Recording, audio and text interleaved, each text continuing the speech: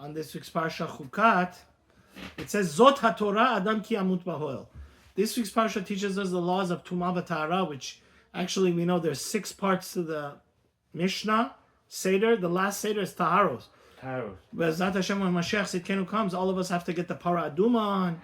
And if you thought it was hard to be a Jew now, there's many more halacha. There's only one Parah Aduma, because you are now, Baruch Hashem, like 20 million Jews. But he says that, hopefully they could bring money. He says, the Chazal learn, he says, this is the Torah of somebody that dies in the tent.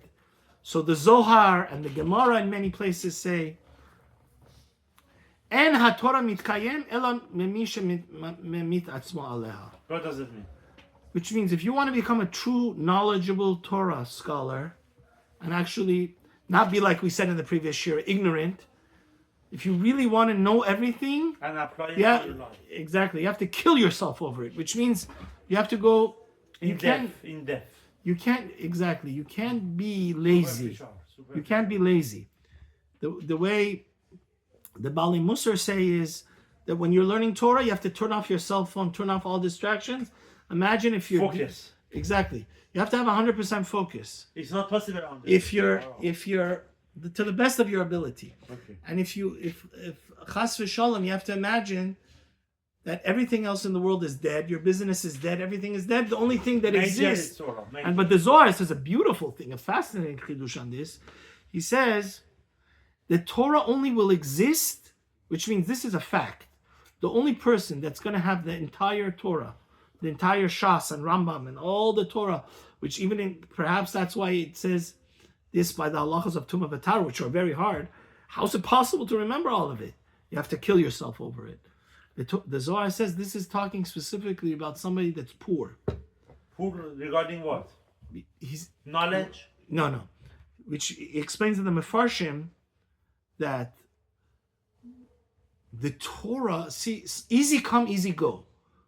But something that you put your blood, sweat, and tears into it, such a Torah you're not going to forget.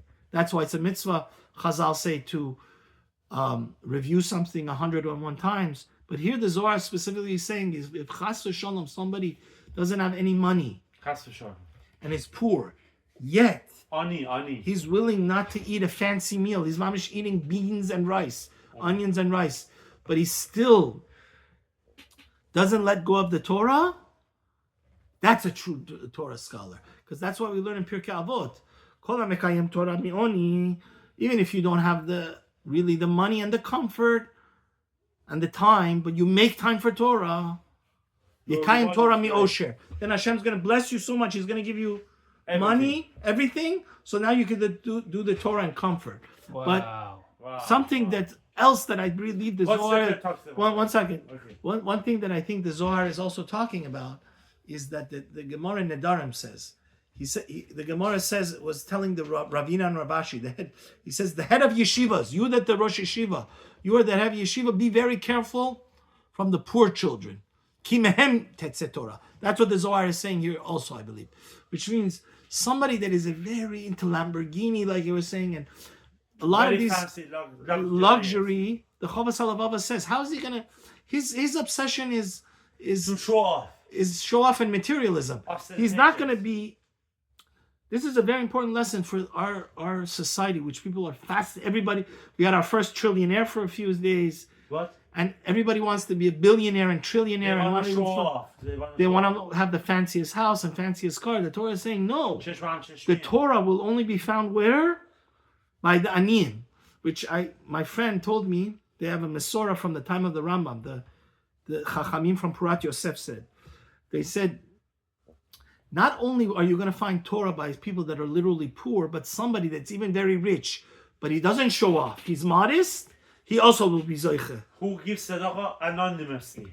Exactly. He doesn't show off his wealth. He doesn't show off the fanciest car. Such a person should also. So, what the Zohar here is saying basically is something Harab Ben David, my Rebbe, always says. Somebody, who's the person that's going to be zoche to the spiritual knowledge of God and become enlightened? The person that for him, like David HaMelech says, Tovli Torat Picha Me'alfei Zal V'Kesef. David HaMelech, who was the king, he had unlimited money, him and Shlomo, but they were Talmidei Chachamim, because push comes to shove, the value of Torah was 1,000 times more than all of his fancy royalty, right? So that's what the Zohar is saying. He's saying, who is the Torah found in, where if you have an opportunity to go on a vacation, and you have an opportunity to go on vacation or do something materialistic, or opportunity to Torah, the Torah is much more valuable to you. Such people, the Torah could be found. Because ani chashuv kamet. So if the materialism, this is how actually my Rebbe explained it. If materialism compared to spirituality is something dead to you, now you could only get to Torah. But if you're always going to say, what's Torah? Yeah, what is Gucci, Versace, $10 million house, private jet, Rolex. Private submarine. Because our time is limited. If your focus and ambition and chashivus, your passion, exactly, is on something materialistic, that's what it's saying. You're not going to be zeicha to Torah. Chas v'shalom. Hashem should get our priorities. Help us get our, Hashem should help us have our priorities straight. Amen.